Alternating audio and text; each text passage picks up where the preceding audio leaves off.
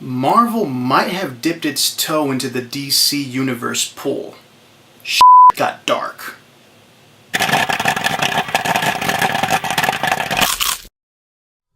Welcome to Popcorn Points. Today we will be rating Avengers Infinity War. Avengers Infinity War is a culmination of every Marvel Cinematic Universe installment, starting with Iron Man all the way to Black Panther.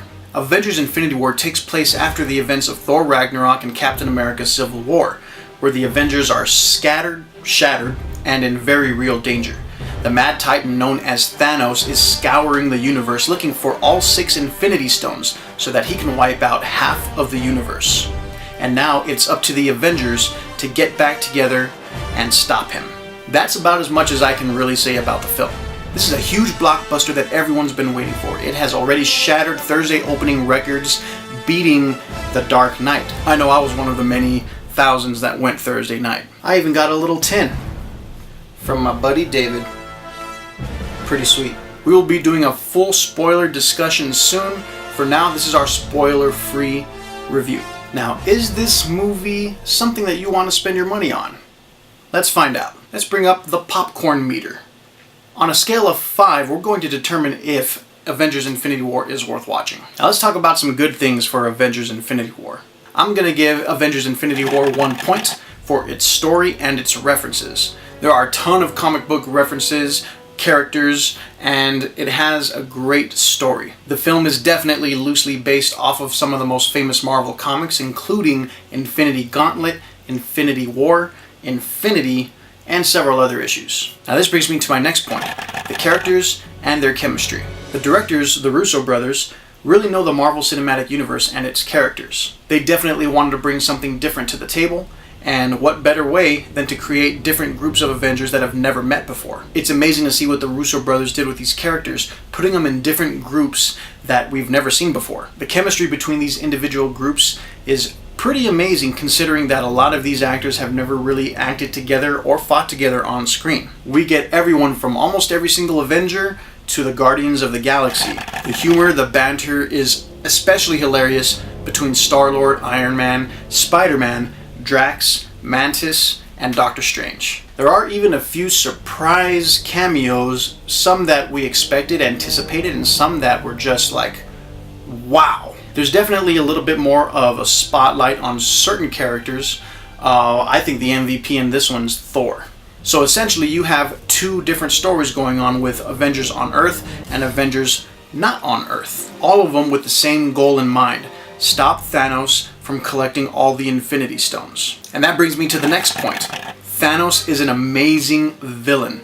Thanos is one of those villains that you can kind of relate to in a certain way if you're into genocide. Thanos is on an entirely different mission than most people would expect, and he does have a lot at stake himself, and that's something to take into consideration going into this film. The film does feature the Avengers, and it has Avengers in its title, but the Avengers are really a supporting cast to Thanos' story.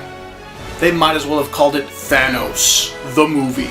I'm going to give another point to the shock factor and payoff of this film. This film answers a lot of questions, if not almost every single question that has been unanswered in previous films. Again, I can't really say what it is. And the stakes are so high for the characters that at any point, any of them could die. And full disclosure, no one's safe. No one.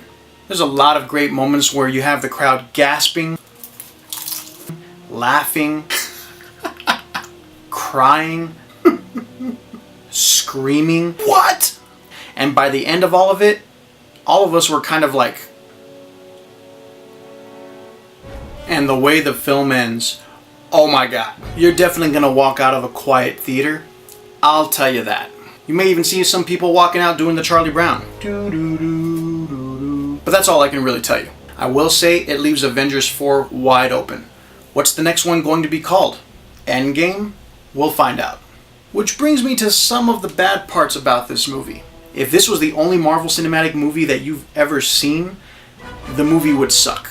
Because of all the buildup that we experienced in the past 10 years, getting to know all these characters through all sorts of films, we know that we have a lot of time invested in these characters, and we know how important they are to us and to the film. But if you go into this movie expecting to really enjoy it, even if you haven't seen every single movie beforehand, you're going to be disappointed. The Russo brothers took on a tremendous job trying to balance as many characters as possible. One of the bad parts about this film is that some characters that you would think are more important end up falling to the side. Not everyone gets as much screen time as you'd want. It's kind of okay for that to happen because the story is mostly about Thanos. But on the other hand, this is an Avengers film. And if we don't get enough of some of our favorite characters, we might walk out a little disappointed as well. In all honesty, the worst thing about the film is how big the cast is and that some of it is a little bit unbalanced. And when the bad things start happening in the movie, sometimes you don't feel as emotionally invested in it as you want to. So the payoff on that could be bad unless you've invested enough time in watching the previous movies. Once you get to know the characters from all the previous films, you're going to have your heart broken in this movie. I will say the movie is not for the faint of heart. A lot of kids might walk out terrified, so kind of be cautious on what kind of age group you're taking into the movie. Of course, if you're one of those parents that just lets them watch rated R movies all the time, well then they're not going to have a single problem with this. Unless, of course, their favorite superhero dies, but shh, that's a spoiler. At the end of it all, Avengers Infinity War gets my stamp of approval. This is a film that you definitely want to watch in the movie theaters, and definitely a movie that I will be buying. Preferably as a steelbook. And as with any Marvel movie, make sure you stay after the credits. There is definitely an important end credit scene, and this film only has one. Tell us what you thought of Avengers Infinity War. Did it deliver on everything that you wanted? Did it fall short? What did you think? Tell us in the comments below. Give us a like, give us a follow, and please subscribe to NerdFellas. Also, make sure that you go to www.riptapparel.com to get 10% off with promo code NerdFellas. Nerd out.